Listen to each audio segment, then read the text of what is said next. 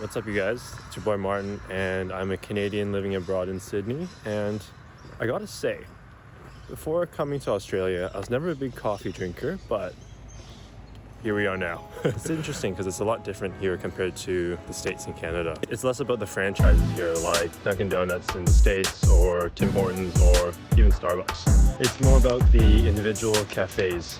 And yeah, strong cafe culture here, I gotta say. I gotta head to work, so we will chat more about this later.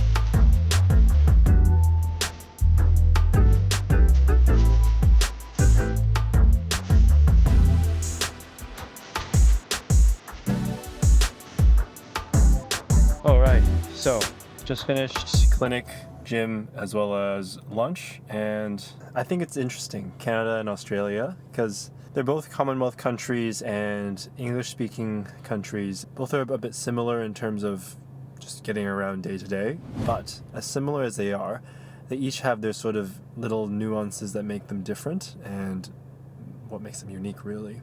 One big one that I think is really cool among the Aussies is Aussie slang.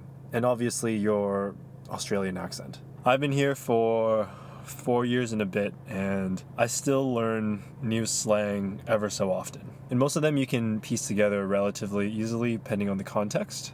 Like check a Yui is a U-turn, but there are a few other ones that have taken me a bit by surprise. It's really cool because it just flows off their tongues so easily, and not like your North American accents, which have a bit more of a pronounced R as well. Another one which is a bit more specific to the physio space.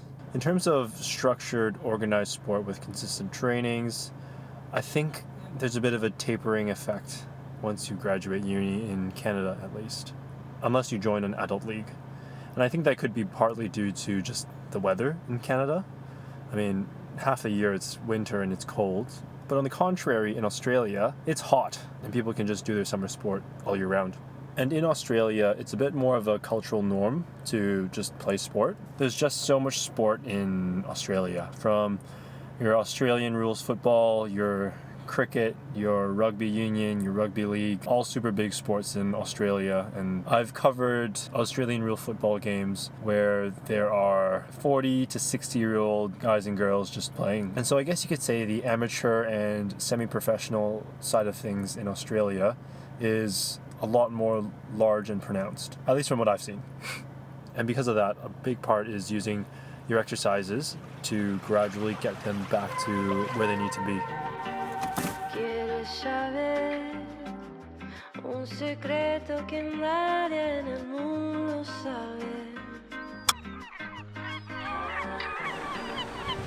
Todo lo que quieres está aquí.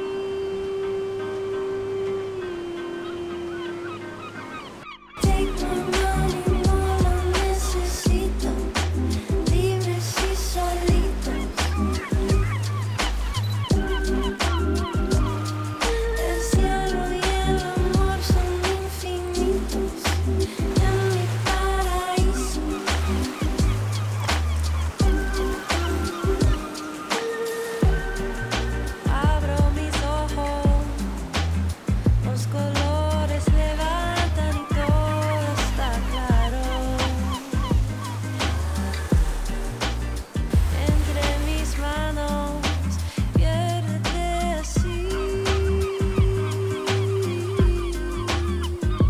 beach is literally 8 minutes drive from work, which is baffling to me. One thing about Australia is it's essentially a big island.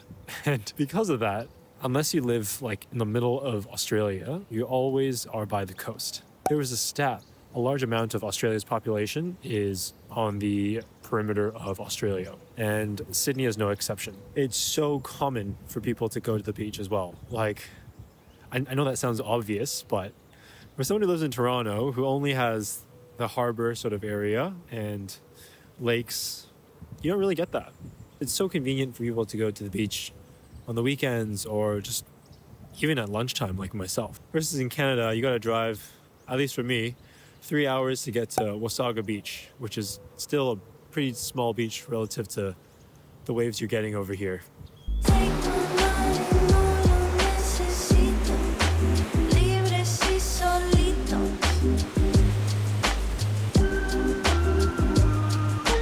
En la playa todos mis amigos. En mi paraíso. En mi paraíso.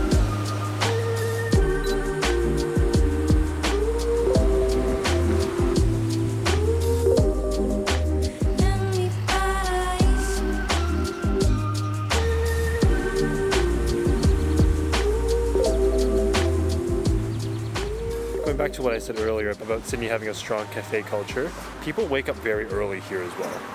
I don't know if that's linked to the cafe culture, the beach accessibility, but I know people that will wake up at 6 or 7 before they work, go for a little swim, a little surf, or just go for a cafe and chill for a bit before they head to the office. I initially wasn't used to it because I'm not usually an early riser, but it's sort of grown on me now. And because the cafes open a lot earlier, they also close a lot earlier as well, like around 2 or 3 o'clock. And also the weather. Right now it is 25 degrees, super sunny, and Australia is snow-free all year round. I think the high is 40 degrees, 42 is what I've experienced. The low is like 5 degrees at most on a chilly night, typically around 10 to 15. Versus Canada, it's 30, 35 in the summer, and then as cold as minus 15 in Toronto. I mean, if you're in other areas like Alberta, it's get like minus 30, but I'm not from Toronto. I'm not from Alberta. That being said though, I have a controversial take because I think Sydney is colder than Toronto. Hear me out. So in Canada, you are ready for the cold. You have your gloves, your big puffer jacket, your boots and everything. And malls and houses have their heating and everything, so it's only cold when you're outside.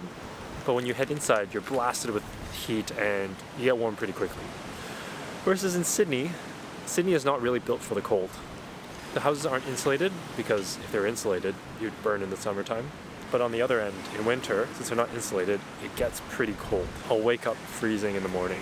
Sydney has made me weak to the cold, I have to say. So I have to go inside because my bald head probably can't take any more sun, because the other thing is the sun is a lot sharper here and could be, I would assume, because there's a hole in the ozone layer or something. High UV because there's a hole in the ozone layer. It is 3 o'clock and I have to head to my second workplace, which is football training. So let's go. Let's go.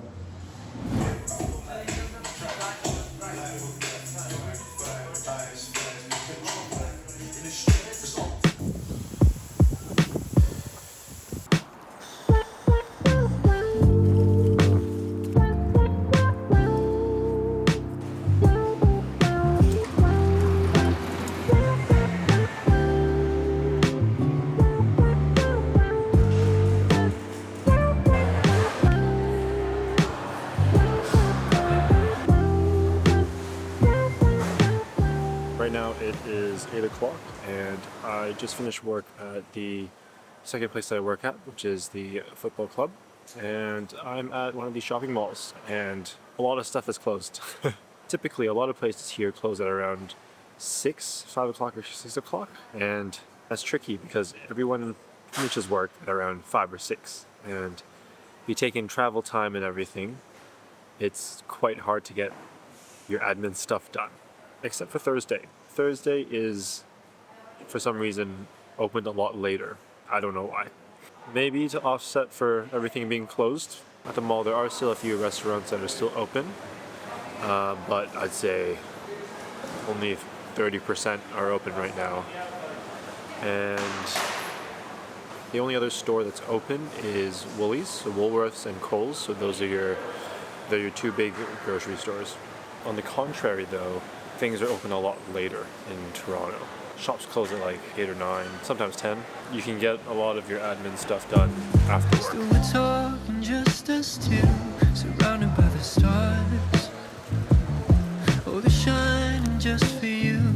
It's getting colder, baby. Let me keep you warm all night. Tell me what you wanna do. 'Cause baby, I'm all for you. Come and ride with me tonight. Please don't you go. I'll be alone. Wait until the morning. I'll hold you close. Please don't you go. I'll be alone. Wait until the morning. Alright, so just got back home after grocery shopping and long day today. So just to preface, these are all just from my experiences living in both countries, and I'm sure other people have had other experiences as well. That is the end of the video, and if you guys have anything else that you're curious about, let me know in the comments down below, and who knows, maybe I'll get to it. Catch you guys later.